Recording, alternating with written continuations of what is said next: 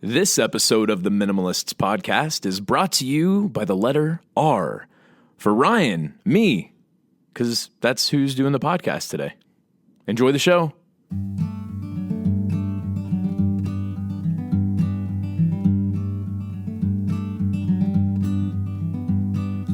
Every little thing you think that you need, every little thing you think that you need, every little thing that's just feeding your greed. Oh, I bet that you'd be fine without it.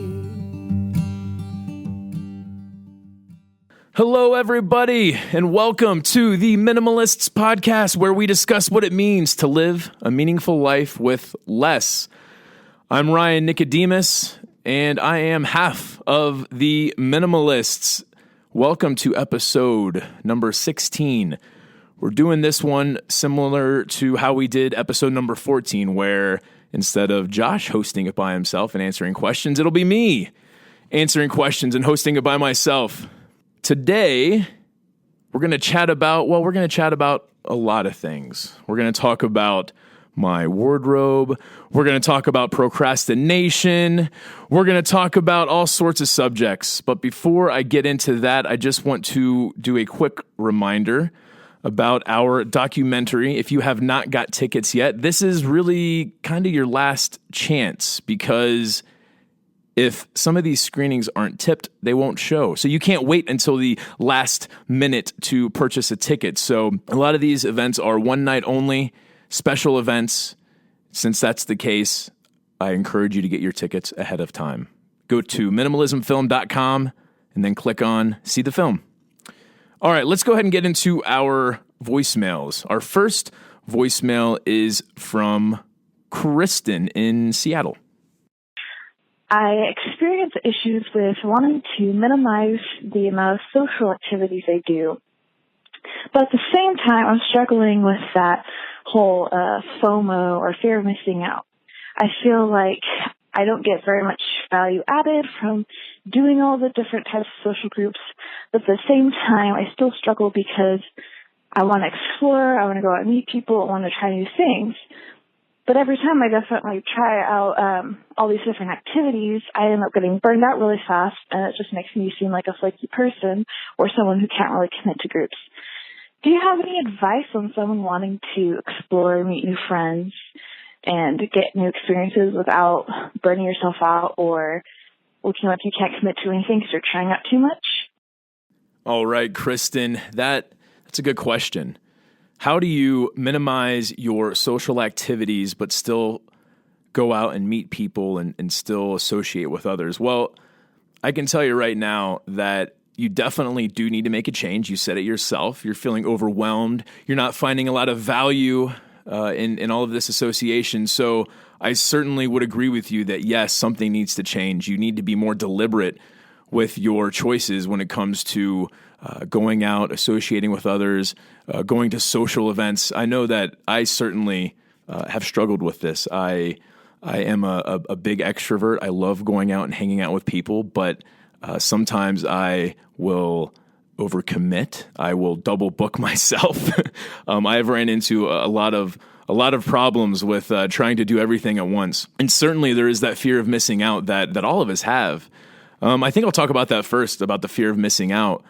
You know, we're all missing out on 99.9% of everything right now. Everyone who is listening to this podcast right now is missing out on everything else that is going on in the world. So there is certainly things that we feel like we might be missing out on, but even if we get to do those things, there are so many other things that we're not able to do. So that's would be my first piece of advice, is just realize that every decision you make, every piece of time that you use, you are missing out on everything else at that exact moment. So really the question isn't, what am I missing out by not going out on this Wednesday night or this Thursday night? Maybe the question is how can my time best be used right now? And if you're like me and if you're a huge extrovert, I can tell you the first step for me was getting comfortable with myself. I would go out and see movies by myself, go and have meals by myself. I would really go out of my way to do this. I would schedule time by myself to really get comfortable with that. And I still am very uncomfortable with it, but I am much better at being with myself, and I can still get a lot of things done, still be productive by being by myself. It's funny. I feel like I used to in the old corporate world. It was always, hey, let's go to a coffee shop and do some email together, or hey, let's sit in a conference room and talk this stuff out together. And that is typically how I approach most of my work. And I can tell you now that I have found it comfortable being by myself, I'm much more productive if I'm doing those things alone. So first, I would say get comfortable with who you are and being with yourself. Go out of your way to change your state by doing things that you typically wouldn't do. If you're typically going out and partying on Friday and Saturday night, well, go out and party on Friday night, and then on Saturday night, try something else. Try something different. The other thing I would suggest too is schedule those times that you want to be social. Pick a number of times that you want to go out each week. If that's 6 nights a week, great. That's the number for you. For me, I probably couldn't go out 6 nights a week. I would be too exhausted in the mornings eventually if I was going out every single night. But schedule each outing, schedule each time that you have with your friends and family or coworkers or networking groups or whatever it is. Schedule that out and don't stray off that schedule. So just to kind of sum that up for you, Kristen, start with learning how to be comfortable with yourself. Make sure that you're changing your state at some point each week, doing something different, and make sure that you're utilizing your schedule and you're sticking to that. Now, inevitably, what will happen, you'll have your week planned out and something will come up the next night. You've got to treat your schedule like gospel. Now, if it's an emergency, I certainly understand where you would vary from that schedule. Or maybe it's a really, really amazing opportunity where you're going to get this big promotion or whatever. I know there are valid reasons out there that will make you vary from your schedule, but I'll tell you, there aren't very many reasons, and very many good reasons, I should say, that should give you permission to vary from your schedule. So we're going to go ahead and give you a copy of Essential, Kristen. I think you'll enjoy that book. Josh and I wrote a bunch of essays and kind of compiled it in this, but we talk about the fear of missing out. We talk about scheduling, and we talk about how to change your state. So I think that book will help you out. All right, let's move on to our next voicemail from Courtney. My boyfriend, he loves to buy me things. He's a great gift giver, and it gives him great joy to give me things. But we've gotten in arguments over this before, me saying I don't need things and him expressing that it gives him meaning and purpose to give them. It especially upsets him if it's a holiday for gift giving, specifically my birthday, and I ask for no gifts. His gifts always are really wonderful, and I love them a lot, but they're things I never knew I needed until he gives them to me. And then I become attached to more things. So how do you navigate the balance of respecting both parties in that, his right to give and my right not to receive? My other question pertains to his family. And I know earlier in podcasts you've talked about gift giving as being a ridiculous love language, but my boyfriend and his family have taken that on as theirs. His parents love to buy me gifts, but they buy me things that I don't like or that don't fit me. And in your last episode, you talked about, as a gift giver, feeling more offended by someone who is disingenuously accepting a gift they won't enjoy rather than the bummed out feeling of the person turning down the gift straight up. And so if someone is expressing their love and joy to you by giving you a gift, how do you turn it down respectfully? Because I've found that when someone is giving me a gift, and saying, I got this especially for you, and when they've gone out of their way to do that for me, it's really hard to look at them and say that you don't like it or don't want it. For some of the things, I have taken them back to stores and gotten cash or credit for that, and that has added value to my life. But for the stuff that I can't do that with, I'm just trying to figure out how to be respectful about it. Courtney, wow, that is certainly a tough situation to deal with. I know there are a lot of people out there who get a ton of gifts that they don't want, whether it's for them or their kids or what it may be. You know, first I would have a conversation with your boyfriend. I'm sure you've talked to him before. but try to make it, a very serious conversation that really helps find a balance between this gift giving and gift receiving. And I would start the conversation out with something like, honey, I love you very much, and I really appreciate having you in my life. And without you, my life would not be nearly as great as it is right now. And I want to talk to you about something that it's not really easy to talk about all the gifts that you've been giving me. And a lot of these I do find value in, but some I don't. And I don't want to hurt your feelings and just pick and choose what gifts you give me. But I would like to find some type of balance between the two of you getting me things that I enjoy and me having to hold on to things that I don't find value in or don't use.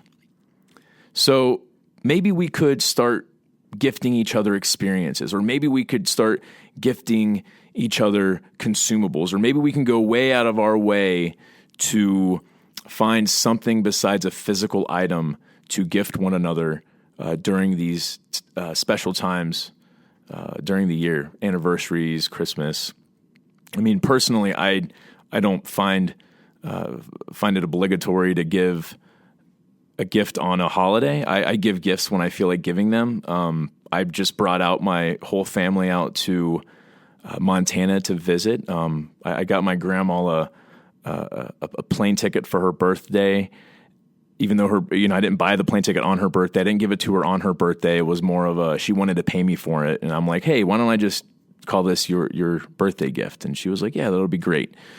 So there are certainly ways that you guys can find a balance between gift giving and gift receiving by just having a very, very serious conversation about how you want to proceed in the future. It's not a matter of don't buy me any more gifts as much as it is let's change the way you give me gifts. And then with your family, I mean, I would encourage you to have a similar conversation with them. Something along the lines of, I love you guys very much. I really appreciate having you. And you love me too, right? Yeah, of course we love you. And I really want you guys to be happy. And you want me to be happy too, right? Yeah, of course we want you to be happy, Courtney. Well, if that's the case, then I really, really need you guys to support me with not accumulating a lot of things, and have the same conversation. See if they can gift you a gift of their time or an experience. Or, I mean, I have given my parents gifts before of, hey, I'm going to pay your mortgage payment this month. Or I don't even tell them. I just go to the bank and make a mortgage payment for them. I mean, that's a big cost. I'm sure not everyone can afford to pay their parents' mortgage payment. I did that back in the corporate world. I only paid it once or twice. But my point is that there are very creative ways to give gifts without giving a physical item. And when it comes to the whole gift giving as a love language, I'm sorry, guys, but money does not buy love. Things does not buy love. Money and things, they're not good ways to show love. Now, I do agree that there are certain gifts like, while so-and-so's wife was away at work, the husband stayed home and cleaned the whole house. And that was maybe a gift to his wife. I do understand that we can give gifts that way. But I would say that is more of showing compassion and showing support, in addition to giving a gift of time by cleaning the house. So I would just encourage your boyfriend, your family members to gift experiences over things. If they really, really want to spend some money on you, then maybe you can ask for some gift cards to something that you're looking for. Like, I know one time I needed a refrigerator for my condo that I was trying to sell. So I went around to my friends and family and I'm like, hey, I need a refrigerator for my condo. I know everyone here is going to get me, a $5 or $10 trinket as a gift for Christmas. Do you guys mind getting me a Best Buy gift certificate? And I got about, I don't know how many it was, but I got a bunch of gift certificates, and it didn't pay for the whole refrigerator, but it paid for like 30% of it or 40% of it. So So that was a huge, huge help to me. Everyone else felt good. They were able to get me a gift. There's no harm in asking for something that you want. I mean, these people love you. They want you to be happy. They want to support you. So go out of your way to tell them how they can support you. With the things that you have now, I mean, my mother and I, we have an agreement. If she gets me something that doesn't add value, then I will find someone else who can get value out of that item. Or I will find an organization who will find someone else to get value out of that item. I will go to a Goodwill and give away some stuff. My mom, she visited me last year, so this is a year ago. She brought me this like beautiful owl vase and these 2 candle holders. And I open it up, and as soon as I open it up, she's like, "Now I know that you may not like this, and it's okay if you go and donate it, but I just wanted to bring you a housewarming gift." And you know what? The owl vase fit really well with what we had. So I put the owl vase up. I still have it. In fact, when she was in town last week, she was talking about how happy she was that that I had a gift of hers displayed in my home. And it made her really, really happy. And those 2 candle holders, well, I went and I donated those. And my mother, because she does love me and she does want to support me, she didn't give me a hard time about the candle holders. She understood that those were 2 items that she found beautiful, but I didn't necessarily, and she was okay with that. These are not easy conversations to have for everyone out there. Courtney, that's not an easy conversation to have, but these are conversations that must be had. And I think when you're having these conversations, it's important to start the conversation in a very positive light, but also to keep as much negative emotion out of it. So even if someone does get a little offended when you bring up this conversation, it is important to not react to that, to show as much compassion, to show as much love, put yourself in their shoes, and then react to maybe a negative reaction from a family member. Because once they see that you are being genuine, once they see that you're coming from a place of compassion and love, the chances are they're going to start coming from that place as well. All right, Courtney, I am going to send you a copy of our book, Essential. I think there's a lot of good advice on there, how to keep a balance between this gift giving and gift receiving. All right, our next voicemail is from Charlene. Aside from my mortgage, I paid off all my debt a few months ago and have just recently chosen to leave my well-paying corporate job in order to pursue some kind of work that is more meaningful to me. The problem is I don't have a clear picture about what I want to do. I know I'll be able to survive on savings for a little while, but eventually I will need to resume collecting some kind of income. So my question is, do you have any tips for someone in my situation or any pitfalls that I should be looking out for? I would be interested in hearing your experiences from when you left your last job. Charlene, paid off all your debt. Congratulations. That is awesome. Man, I just became debt-free for the first time last year, and it is the most freeing feeling I have ever had. I'm going to stay out of debt for as long as I can. I refuse to go into debt for anything right now. There may be a time in the future when that is a tool that I might need to utilize, but I really, really hope that I'm able to stay out of debt the rest of my life. So congratulations there, Charlene. That is an amazing accomplishment. When I was in the corporate world and got laid off strategically, what I mean by strategically is I sat my boss down one day and I said, "Hey, I got a question for you, man.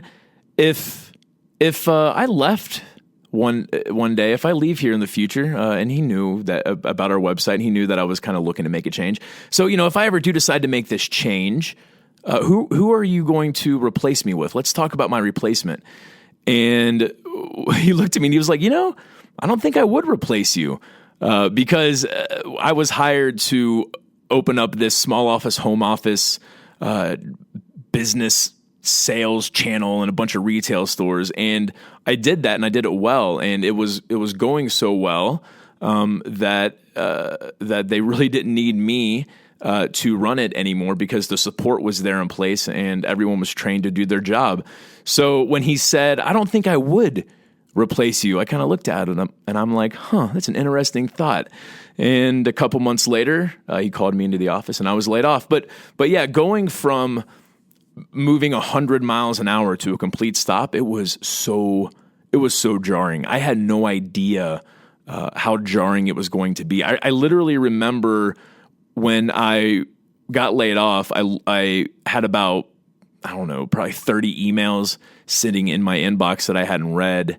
There was a few in there that I had read, needed to respond to. There was all these projects I had going on. My phone was ringing nonstop. And then as soon as I got laid off and walked out of that office, all of it just went away. And that would be the first tip that I kind of give you, Charlene, is be prepared for that very quick stop. Have a plan. I really wish I would have had a better plan for when I got laid off. I was thinking that, once I get laid off, I'll be able to do whatever I want. I'll be able to get up and read if I want. I'll be able to get up and write if I want. Or I'll just be able to get up and veg on some Netflix if I want. And I'll tell you, doing it as I just went along was very, very, very detrimental. That first month, I got very little writing done. I got very little reading done because I was just kind of winging it. And it wasn't until I really started incorporating a good schedule. It wasn't until I really started getting more productive and feeling better about myself. So I don't have a routine. I don't have, I have a routine in the sense of I'll get up at 7 o'clock pretty much every day. If it's not 7, it'll be 8 o'clock. And then I'm usually in bed by 10 p.m. or 11 p.m. at night. I focus on 3 things every single day. I focus on eating well. I focus on moving well. And then I get as much sleep as I can. So those are kind of like the three ingredients for me that I guess I incorporate into my everyday life. But there is not a specific routine that I have revolved around that. I will typically plan out my weeks. So on Sunday night, I will look at my week and plan out my week accordingly. So if I'm looking at, Tuesdays, that's when we record podcasts. That's when we have, our meeting to catch up on whatever. But Wednesday I've got open and Thursday I've got open. Okay, well, Wednesday and Thursday, I'm going to do these 3 or 4 things, and I will put that in my schedule. So that would be my first tip for you is if you leave your corporate job, make sure that you have a plan to act on when you leave there, especially when it comes to your routine. The other thing too is once you leave your job, don't be fooled that you're going to find this perfect job where you wake up every single morning elated. I know that we talk about job versus career versus mission. And even when we're living our mission, even when we're doing the things that we love to do, there's still a lot of work involved. And I think I underplayed that. I knew there was some work to do, but I wasn't really honest with myself on how much work there was going to be ahead of me.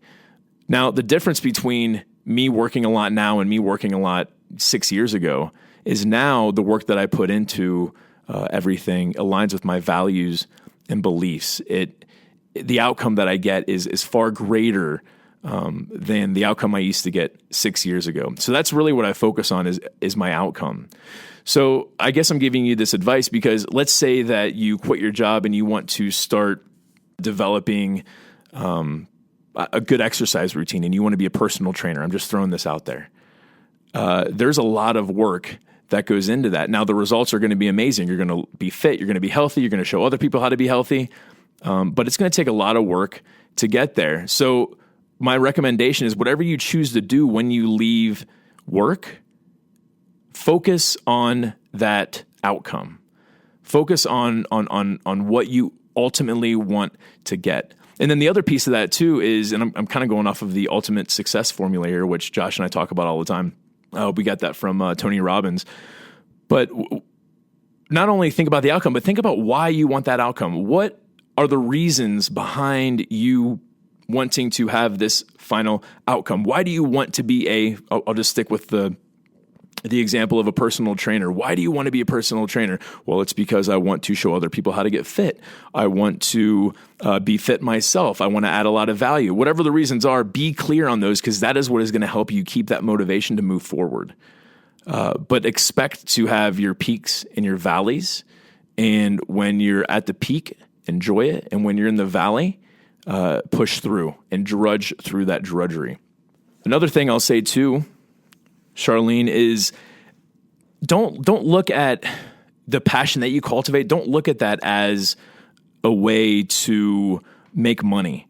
I mean, if anything, if you are concerned about providing yourself with an income after you leave your job, because certainly you said you didn't have savings that was going to last you for the rest of your life. It'll last you a little bit. You don't want to just burn through that savings. I would encourage you to find a part-time job, or even if it is a full-time job, that's fine. But find a job that aligns with your values and beliefs. I mean, when I got laid off, I had about 6 months worth of bills saved up between my savings and a little bit of severance that I had. And I told myself that if I didn't have a clear plan on how I was going to pay my bills after those 6 months, if I didn't have a clear plan after the first month or two, I was going to go get a job as a barista. And it's not because I look at being a barista as like that's my passion, as much as being a barista aligns with my values and beliefs. It aligns with it just aligns with how I want to live my life. It would allow me to have time each day, each week, to invest in my health, to invest into my relationships, to cultivate a passion, to grow, to contribute.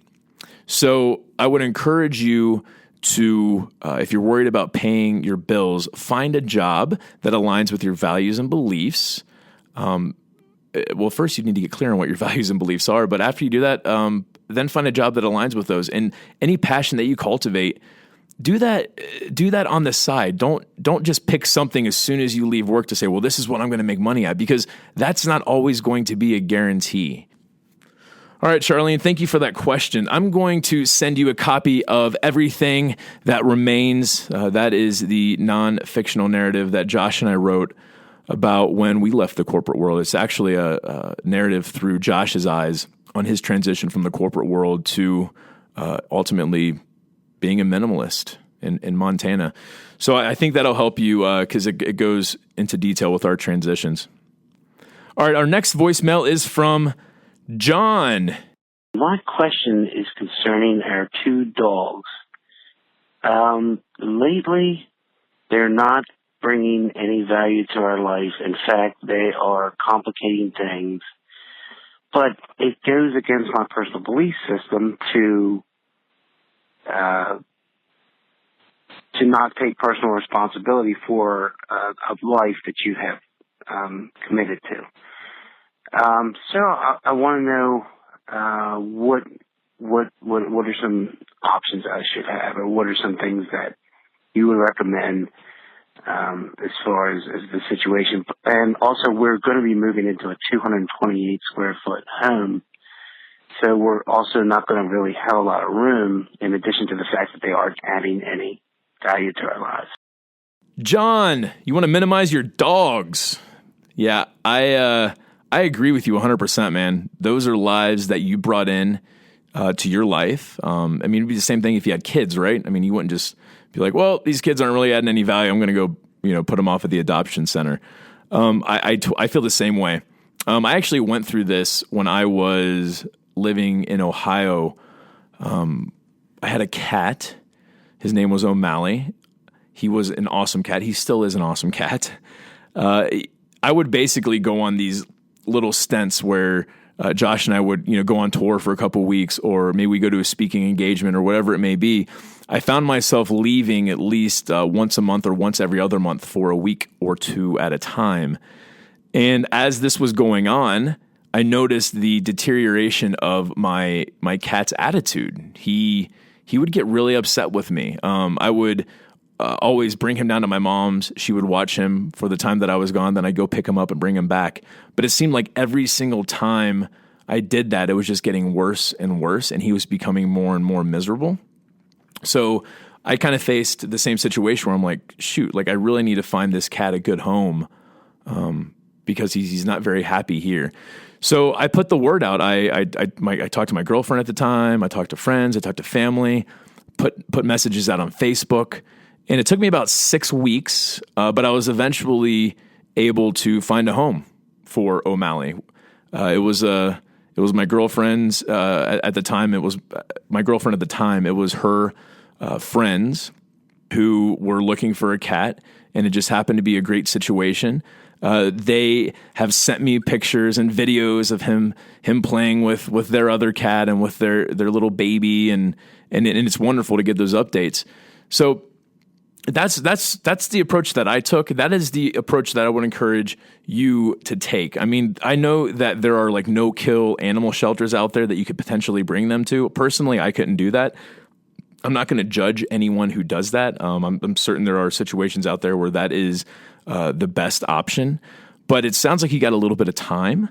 So just put some legwork into it, man. Facebook, Craigslist, your friends, your family, your coworkers, really go out of your way to find these dogs a good home. I certainly wouldn't encourage you to just drop them off at a shelter.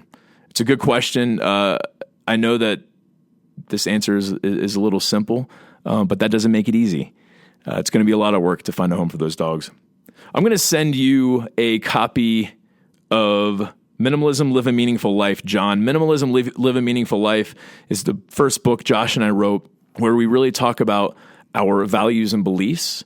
And I think with any decision we make in life, whether it's with bringing in a physical item, whether it's committing to a new job or a new hobby or whatever it may be, a new relationship, we really need to look at our values and beliefs. So hopefully this book will help you make some, different decisions in the future and maybe look a little bit farther ahead for when you want to maybe bring another animal into your life or maybe a kid or something like that. So we'll send you a copy of Live a Meaningful Life, John. Thank you very much for that question.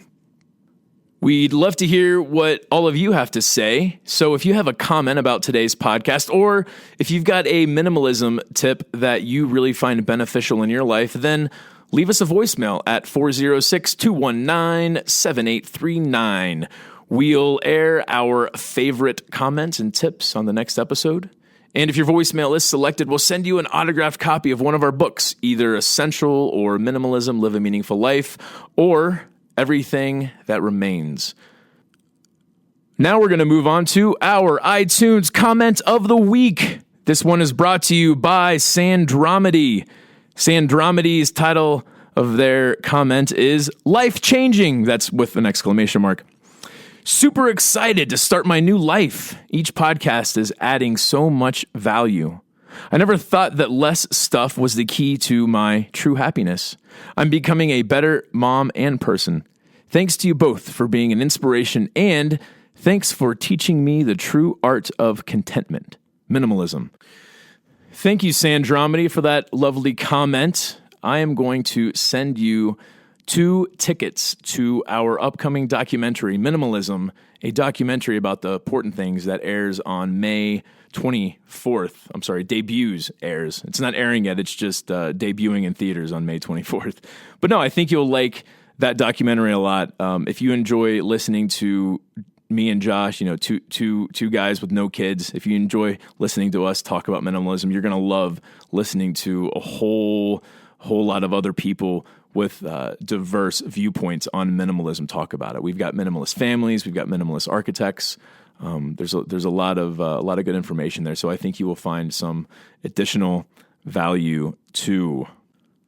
And thank you to everyone else who has left a review on iTunes.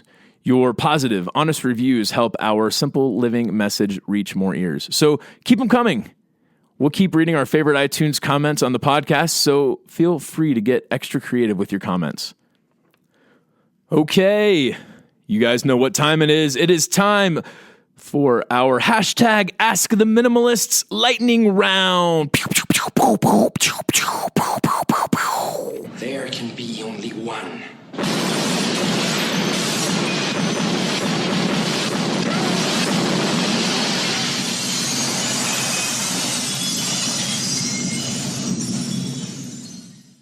Yeah, where we answer questions from social media. We're on Twitter and Instagram at The Minimalists and Facebook.com/The Minimalists. Our first question is from Yana. Yana writes, how do you combat procrastination? Trying to minimize my things, but it's taking me a long time. No momentum.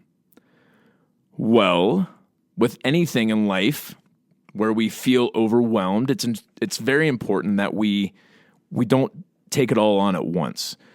So I don't know exactly how cluttered your life is with physical possessions, Yana.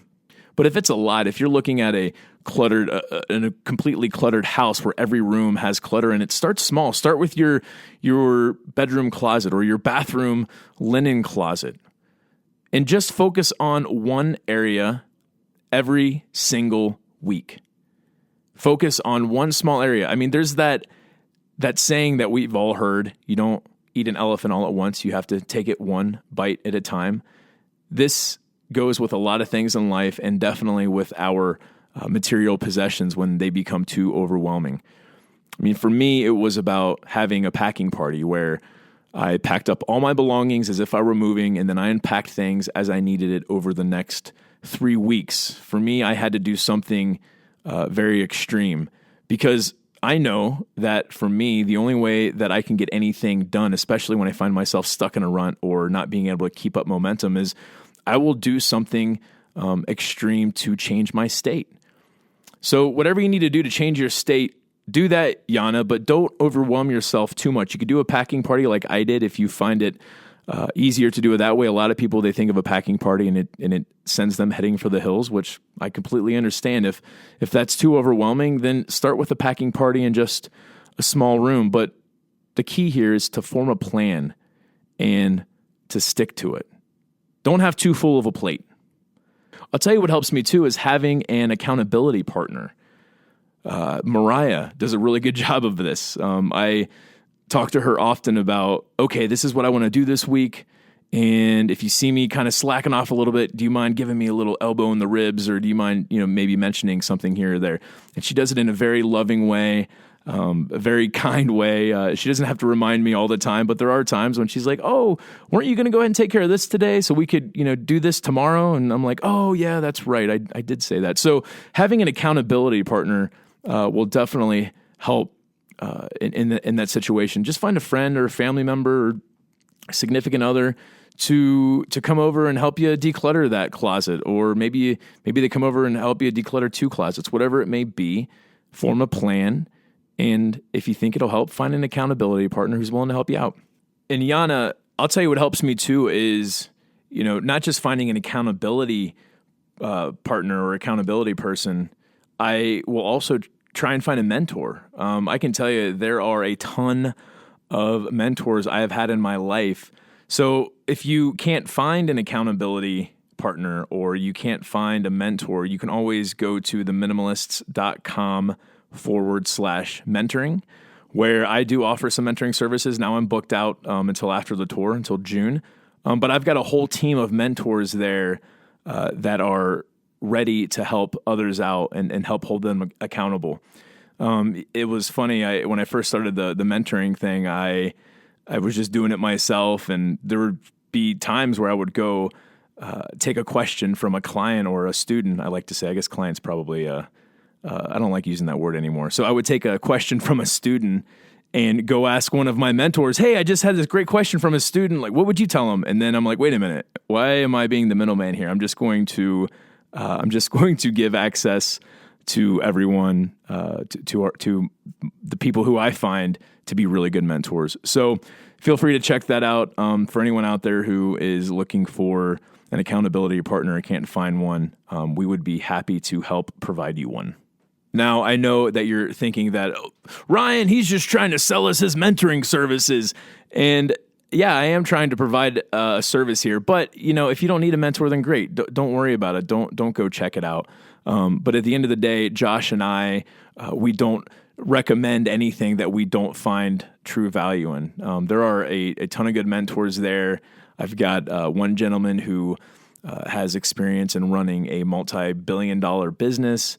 I've got an awesome team of people who do great graphic design work and website building. I've got a dating coach. If you're having trouble meeting people, I have someone who will coach you through your writing in the writing process and just the artistic process in general. So there's a ton of resources there. If you find yourself needing that, check it out. If not, then don't check it out. That's all right. Our next question is from Aaron. Aaron writes, is there value in missing a loved one who lives far away? What feelings and emotions don't add value? Well, I would certainly say that missing a loved one, I don't know if that adds value, but it is an emotion that we all experience. So this feeling of longing to see someone, I don't know if that is an emotion that someone can just completely block out. Now, I do know that there is a point of useless rumination. My family was just here last week. They're gone. They're back in Ohio. I miss them already, but I don't sit around every single second of the day and ruminate on how much I miss them. I know that it's important for me to think about them. It's important for me to keep a pulse on how my relationship is going with my friends and family. But I do not practice useless rumination. So I think that is where this feeling of missing a loved one, I think that is where it would be pointless, is to just sit there and ruminate on it for no reason. I mean, you asked too about what feelings and emotions don't add value. I would say jealousy is one of those emotions that doesn't add value. There is not one good reason I can think of where the emotion of jealousy adds value. Now, do I get jealous? Sure, I get jealous. But every time I get jealous, I have to ask myself, why am I jealous? Am I jealous because my pride is hurt? Because my ego is hurt? And I really have to face that emotion head on. And certainly jealousy, the more we ruminate on that, the more egregious actions, I guess, we would take. Maybe not egregious, it certainly could lead to an egregious action, but ruminating on jealousy is not going to do us any good. Same thing with hate. I think hate is another one of those. Now, people are going to say, well, sometimes you got to hate something. And I don't think you ever have to hate anything. Like, let's look at,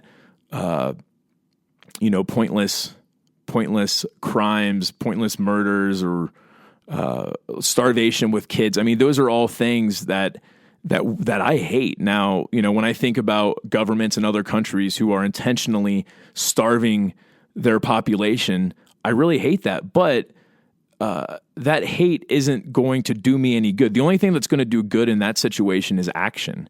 Now, that hate might drive me towards some type of action to assist those in need, but I would still argue that it wasn't the hate that drove me. It was more of the compassion that drove me to take an action to help someone in need. So these are all emotions that we all experience. They're not easy to control. But if we do take some time to really tackle those emotions head on, they're a lot easier to deal with rather than just going with a feeling and just acting on it because it feels good to act on that feeling. Our next question is from Jordan. Jordan writes, why the uniform, black t-shirt, jeans, and brown boots? I love it and find it interesting. People always want to know about my black t-shirts. I'll tell you why I have a uniform. It's because I feel like I look good in it. When I look in the mirror, I'm like, all right, I look presentable today. And that makes me feel good. It also helps me eliminate at least, 3 or 4 decisions in the morning. There is this whole study around how many good decisions we get to make in a day. I think it's like around 150 or 200. Like, you basically are able to make 150 to 200 good decisions a day before you experience decision fatigue. So getting up and having my outfit already picked out every single day helps me to avoid this decision fatigue. In fact, I was reading this article where Obama was talking about how he doesn't pick out his suits, he doesn't pick out his breakfast, because he understands that there is this thing called decision fatigue. And every time we have to make a decision, we exhaust ourselves a little bit. So I would say that is probably one of the biggest reasons why I have the same uniform every single day, is because it allows me to make other decisions that need my attention. Not just decisions, but good decisions. By the way, I read in the New York Times somewhere that we make 35,000 decisions a day. What are you going to eat? Where are you going to go to next? Where are you going to walk? Where are you going to put on? You're going to brush your teeth today? You're going to brush them again at night? I mean, there's just all these different decisions we make every single day, and some studies have shown that we have to make up to 35,000. Now, if we only get 150 to 200 good decisions a day, it's important that we limit as many decisions as possible. If you want to find out more about decision fatigue, you can just Google it. There are so many different articles out there. We can post one article in the show notes. I'll give to you, Sean, to put in there. From the New York Times. It was an article from a few years ago, but very, very good article on what decision fatigue is. Maxine asks, when will I be able to call myself a minimalist and truly be in tune with all it offers? Well, Maxine, you have to own exactly 52 things, and if you have a child, you can own another 23 things, and if that child, if it's a girl, actually, you can own 28 things. No, Maxine, I wish there was some magic recipe, a number of things that was perfect for every single person in every single situation. And the reality is there is no end game to minimalism. I wasn't a minimalist until I called myself a minimalist. Until Josh and I bought the domain for $7, the Minimalists, we weren't minimalists. So deciding, I think, is what really makes you a minimalist. And then every single day, it's asking yourself that question of, is this going to add value to my life with every single resource that we have, whether it's our time, whether it's our money. And now, I'm not perfect. I don't make 100% good decisions every single day, but I will say that working these habits into my everyday life, practicing this philosophy of simplicity, has helped me to really focus on those three things that I talked about earlier: eating well, sleeping well, moving around, getting some exercise. I'm able to focus on what brings me joy, and it takes work.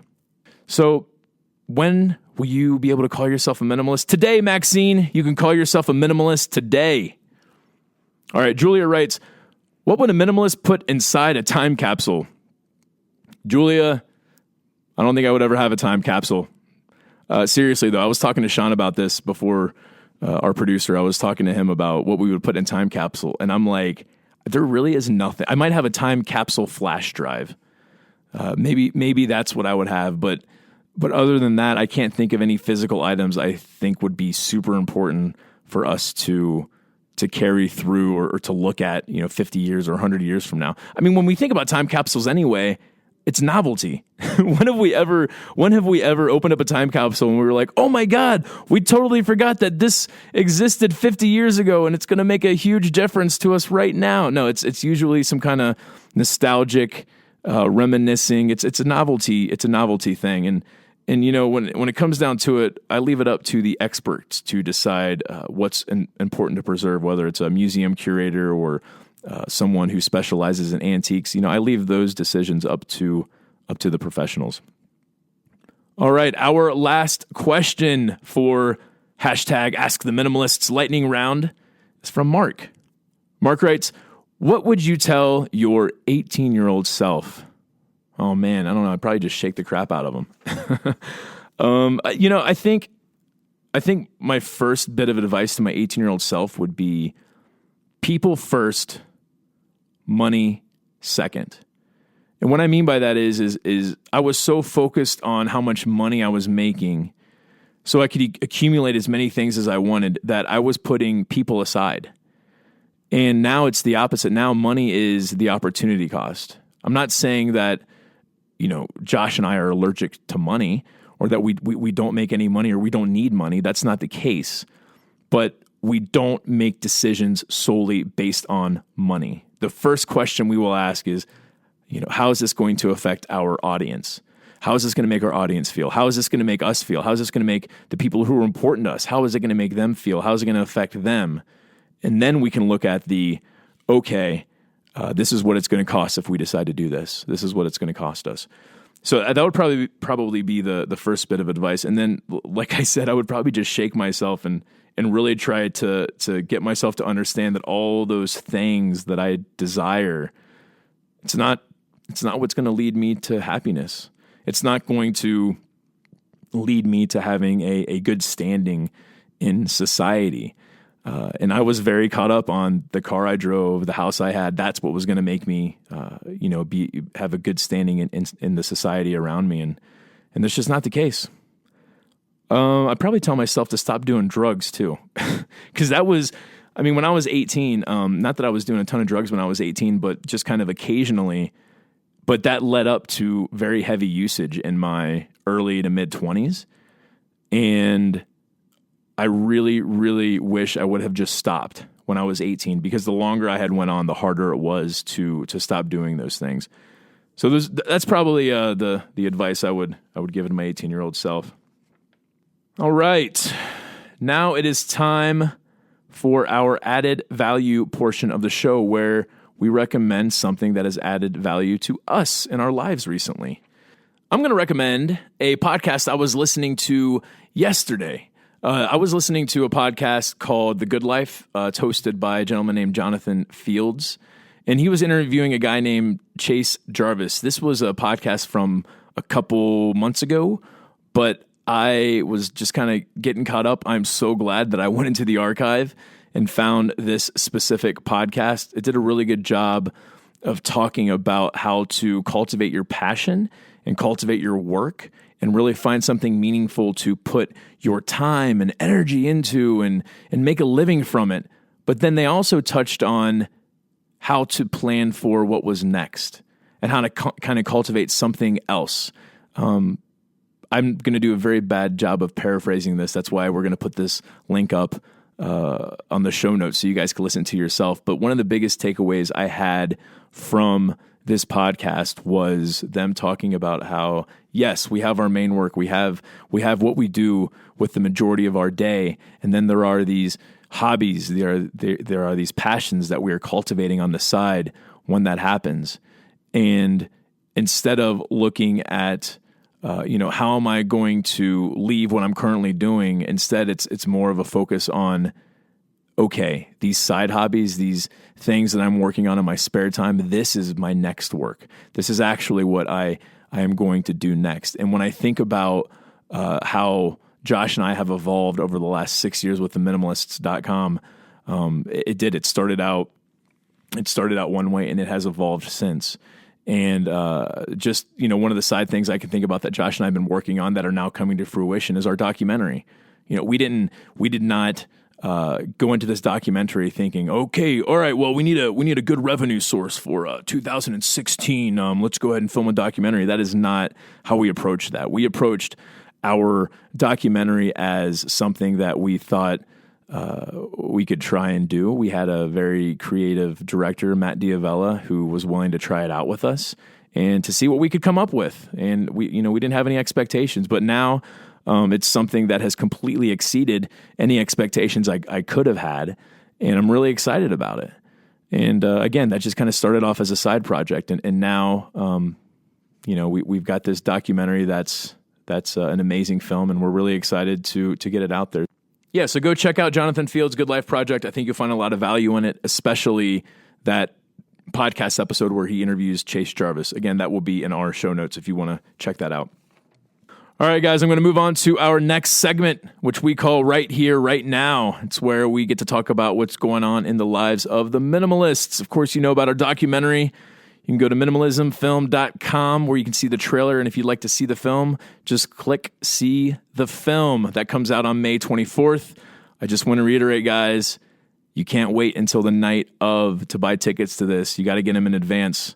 So if you want to see our documentary, please go there and get some tickets. We also have Tuesdays with the Minimalists on Periscope and Twitter, We are doing that through the rest of April, and then it's done. So you still have a chance to catch Josh and I live. Really, it's just an excuse for us to get on Periscope and be goofy. And it's like deleted after 24 hours, so we can get away with a lot on there. Of course, Josh has his class, How to Write Better, which is on June 26th. You can go to howtowritebetter.org if you want to find out more about that. I have taken Josh's writing class, and it's a great class to take if you're looking to form habits. Josh does a really good job of laying out how he writes, what his process is. He shows you his recipe. Now, that recipe is not very easy to imitate, but I promise you that there are a few ingredients there that you will take away from it. If you're someone who is just wanting to get into writing but don't really know where to start, that's a great class. And then, of course, guys, there's always minimalists.org. If you find yourself needing some support, or if you want to support others in their journey with simplicity, then go to minimalists.org. We've got 100 cities around the world where people are meeting up each month, and they're doing different stuff. Some cities will go on tiny home tours. Some cities will talk about budgeting, or they'll bring in a budgeting expert. But there's always a lot going on there. If you go to minimalist.org and you do not find a city near you, you can always go to our online city where you will also find a ton of support. And finally, here are some voicemail comments from our listeners. Hi, this is Andrew Mead from Philadelphia, and I had a few comments about the careers episode which just aired. One caller called in and they said their biggest barrier to entry in terms of switching from a full-time job to their own career is health insurance. And that was definitely something that I struggled with as well. And I just wanted to point out a tool. It's called Stride Health, STRIDE health.com. I'm not affiliated in any way. I've just been a customer for a year, and it is fantastic. They hook you up with a really easy way to get insurance through United Healthcare. You don't have to go through any of the boring paperwork that you would if you went through them directly. Stride has a few simple forms you fill out. It's truly fantastic. Another comment I had about another caller was she said she was basically passionate about a lot of different things. And she found that every few months she'd switch her passions and that she was getting discouraged because she always switched to different things. And one comment I'd like to leave is if you love learning, teach. I mean, you can be surprised how much you know after just a couple months of learning something that someone who's getting into the basics won't know. And you can offer a lot of value teaching the things you just learned. So that's always an option too. Hi, this is Anna from Columbia, Maryland, responding to the most recent episode of the podcast. Really love the podcast, by the way. About traveling. I came across a website called Go Eco, and I haven't been on one of their trips, but if you look at travel instead of going sightseeing and stuff, and you look at it instead in terms of like volunteering and then getting to see some new places and people along the way, then you can save a lot of money. I think the goeco.org trips are really reasonable. And I think there's other organizations that are similar. Hello, my name is Annie, and I'm calling from Los Angeles, California. I just finished your sentimental podcast and wanted to share what helps me declutter my sentimental items. It might sound morbid, but I like to think about if I were to pass away all of a sudden, how would I feel about my family and friends looking through all my stuff? Would I want them to find all those unflattering middle school photos or read all the immature thoughts I wrote down in my high school journal? Probably not. So when I think about how embarrassed I would be if they came across these items, it makes me extra motivated to get rid of them now, since life is short and we don't really know when it's going to be our last day. And when tossing things out all at once is too difficult, I find it helpful to do it in rounds. For instance, I decluttered old letters multiple times, but always had a hard time throwing away thoughtful letters from old guy friends or old boyfriends, even though I don't talk to any of them anymore. But after I got married last year, I realized that if I were to pass away, it would be my husband sorting through these letters. And even though they don't say anything incriminating, I'm sure he would appreciate me sparing him the trouble by getting rid of them now, which is what I did. So revisiting stuff you wanted to declutter during a different season of your life might just be the extra push that was needed to finally throw something away. Hey guys, this is Joe from Maryland. I just actually wanted to say thank you for sending your message to out into the world so everyone can learn from you guys. I actually got a ton out of your message, and I'm actually a doctor, a pediatrician, and my current job gets me a lot of good money. But I'm seeing up to 60 patients a day, which is about 5 to 7 minutes per patient. And I'm really tired. I'm really stressed and overwhelmed. And I also feel like I'm not doing my patients justice. I also have been working a lot of late night hours till 10 p.m., seeing patients, and lots of weekends and holidays. And I haven't been seeing my wife as much and my family as much as I'd like. Actually, my wife is in a different city because we're both pursuing medical careers. And I'm making good money, but I'm basically unhappy not seeing my family and wife, not doing my patients justice, and being tired. And after seeing your TED Talks and listening to your podcasts and minimalizing a lot, I've actually decided, I've actually got interviews to get a job in my wife's city, which is part-time pediatrics, where I'll get to spend a lot more time with each patient. I'll get time for myself to take care of my health. And the money is less, but it's better for my wife, for my patients, and for me. And to me, I'm incredibly excited for this possibility. And even if I don't get this job, I'm going to keep applying for jobs that are like it. All right, y'all, that's it for this episode. If you have a question for the Minimalists, give us a call at 406-219-7839. And if you leave here with just one message, I hope it's this: love people and use things, because the opposite never works. Thanks for listening, y'all. We'll see you next time.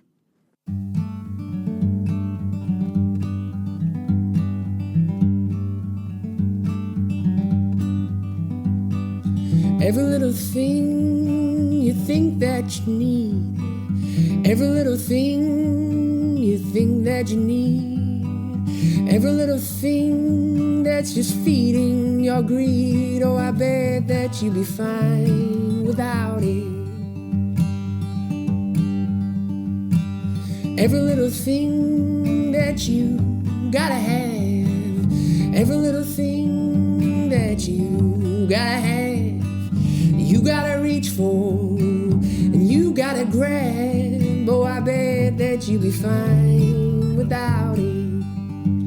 So tear your eyes away, or tear